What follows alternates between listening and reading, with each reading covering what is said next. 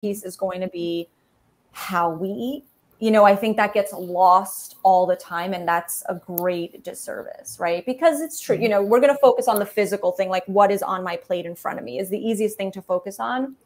But what we need to also focus on is how and why we eat. And I mentioned that in my cookbook. I had to like beg my publisher of like, listen, this can't just be food, you know, that's not going to tell the whole story. And I need to be able to tell a little bit more. So they loved it at the end of it, thankfully. But that's something that I always like to go in saying is it's not just the what, it's the how and the why. So how you eat, I'm referring to mindful eating. And that is where we're just bringing a practice of mindfulness into our meals, and we are present. We're not scrolling Instagram. We're not stressed out at our laptops, you know, just like banging away on the keyboard and just shoving food in our face and just not even having a real mealtime and not digesting, because as it turns out, your nervous system is really important and it frames everything. And so for you to be able to digest, you need to be in what's called a parasympathetic nervous state. And that means a rest and digest state. It's the opposite of what most of us operate in, which is the fight, flight, and freeze state. Even when we don't realize it.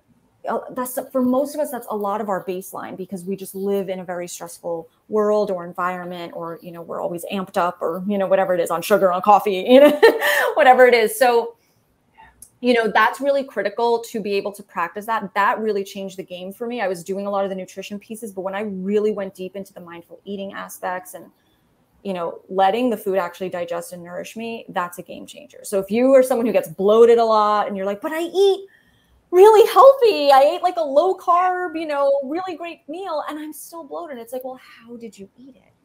Were you rushing? Were you standing? Did you not take 2 minutes to just take a deep breath and get into that parasympathetic state? Did you chew? People don't chew their food, you know? So there's just, you know, I like to say when something's wrong with your car, you wouldn't just say, oh, but I put super, you know, fuel in it. Wouldn't you say, I need to go to the mechanic to see if mechanically something is not right? So digestion is such a, you know, a nuanced, interdependent system, and it all starts in your brain, not your mouth, not your stomach. It starts in your brain. So if we don't get that brain piece, that mindful eating piece right, at least most of the time, I know sometimes we're not. I'm guilty of it too. Like sometimes we're just not. That's why it's called a practice, a mindful eating practice. But if you are aware and you are trying and you're just getting better and better about it, it will make a huge difference. That third piece is really just the why you eat. And that still ties into the mindful eating aspect, because let's be real, a lot of us eat mindlessly. We, you know, eat emotionally. This is in our culture to do, you know, celebrate with it, punish with it. You know, you had a sad day, here's a pint of ice cream we all saw on TV, right? Someone broke up with you, pint of ice cream in bed, you know, like watching Friends. Little things like that I always notice with my clients, that sometimes that's the thing we can't even shake, is just the relationship that we have to food. Because you can know the what all day. You can follow paleo or keto or whatever diet. You can do that all day. But what seems to trip people up are these other two pieces, especially in terms of staying consistent, making it joyful, happy, letting it actually work for you versus it being this rigid, restrictive diet that you're doing. So that's kind of my style. And that's what I really believe, is that we've got to look at all pieces and know the real mechanics of our digestion, how to work with it, and how our modern day life just doesn't tend to work with it very much. Yes. Yeah. I mean, I'm totally guilty of, like, you know, shoving my food down and while doing emails and everything else. And aren't we all? Yes, it is a struggle. Let's face it. But, you know, I'd love to delve just a little bit more into how we eat, because it's such an important piece. And I think that it's just not mentioned enough.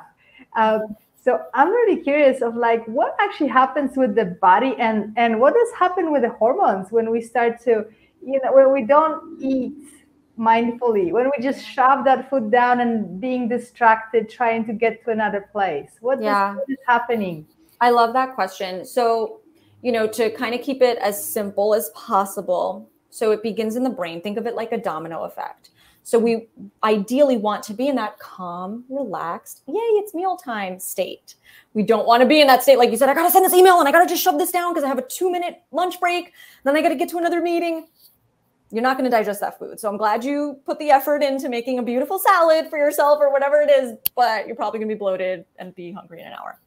So you know, it starts in the brain, get in that parasympathetic state. Something I love to say to do is just do 3 deep breaths, like 3 deep belly or diaphragmatic breaths, right? That will send the message to the body, I'm safe. I don't need to be in fight or flight, you know? So we can do that right off the get-go. A lot of cultures or religions have done things like grace. They say grace right before a meal. Maybe they all hold hands. Maybe they're talking. You know, think about a really pleasurable experience that you might have to give yourself that pause before your meal. I had a client recently tell me, she's like, me and my boyfriend are taking this so seriously that I swear people must think we're praying and saying grace over our food, and we're just doing those deep breaths and, you know, whatever. And I'm like, good, like let people think whatever they want. Maybe you'll rub off. Maybe you'll create a little, you know, a little curiosity, because I think that that is so missing. So we start there, and then we really want to focus on the mouth. Right? So it's brain, then we have the mouth. And so chewing. One of the biggest things that happens there too is your saliva. If you, let's say you didn't get into the parasympathetic state yet, your mouth didn't get the message that food is coming yet. That's the biggest problem too, is when our brain wasn't ready for the food, it's not going to send the messages down the line to that, you know, whole sort of assembly line system. I like to think of I Love Lucy with the chocolates, you know, like one thing gets messed up and the whole thing is going nuts. So, you know, by the time it gets to the mouth, the salivary amylase from your saliva should be there. That is there to help digestion start and breakdown start. It's an enzyme, especially for carbohydrates. So that's what will get started right away in the mouth, which is great. But we need it, you know. So the other thing that I do want to kind of bring up when we talk about mechanics and stuff like that, that's really fascinating, is if you're having dental work, if your bite is a little bit off, if you can't chew, and that's kind of top of mind because I'm using Invisalign right now, and my bite is like a little off as it shifts, and I'm like, oh, I cannot chew very well. And it got me thinking, I'm like, I wonder how many people just struggle with this because maybe their bite's a little off and they can't find it easy to chew. You know, so little things like that, having lockjaw or TMJ or like other problems in your mouth, you know, just be aware of that. And so what I always like to say is if you feel like chewing is very hard, whether it's because you're so untrained and you're not used to it and you kind of inhale your food, or you're having even maybe dental like issues, cut your food up. Cut it up really, really small, you know, go slow. You don't have to rush, right? Like if we really prioritize our meals, we don't have to rush. And just make that mouthpiece, you know, really as critical as possible so you can get that food as small as you can. I like to say applesauce consistency. I'm not going to tell you to count chewing. I don't like to count chewing. If you want to, if that's your jam, go ahead. But I just like to say I'm going to make it like baby food, as soft as possible. So that's the mouthpiece. We want to get then into the stomach. This is really, really important. So stomach acid needs to be extremely acidic. It needs to be the most acidic it can be. Like the rest of your body, you want to be alkaline, but not inside the stomach. You do want that to be acidic. And if you have heartburn or reflux or something like that, I'm not even going to get off on the tangent, but usually, unless you've like a GI doctor has measured with a scope, usually we don't have enough stomach acid, or we have weak stomach acid. And when we have reflux, what tends to be the issue, not always, but what tends to be the issue is that the valve from your esophagus to your stomach, it's called the cardiac valve, is malfunctioning and kind of like doing this and letting food up instead of letting it down. And things that will cause that are a lot of sugar, stress, standard American diet, modern diet, a lot of processed foods, not chewing, you know, trying to jam like huge pieces of food down that valve. So a lot of reasons that I'm sure all of us can relate to that could happen. So I just want to throw that out there, because usually when people hear acid, they're like, what? Stomach acid's bad, suppress it. No, it is not bad for most people, like a lot, most people. And so what I like to do is say, first of all, mindful eating will help promote strong stomach acid.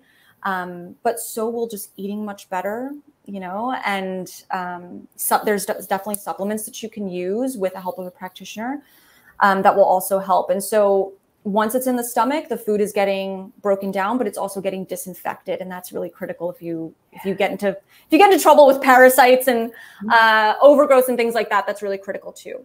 So that's important. Then it gets down to your small intestine. This is where we hear of a lot of leaky gut issues, right? That's where the microvilli and villi are. And ideally, the food that just got passed on from your stomach is cleaned, it's disinfected, it's small, it's really tiny because you chewed really well, and then the stomach acid did its thing, and also the gastric juices like bile and things like that also were released and broke it down really well.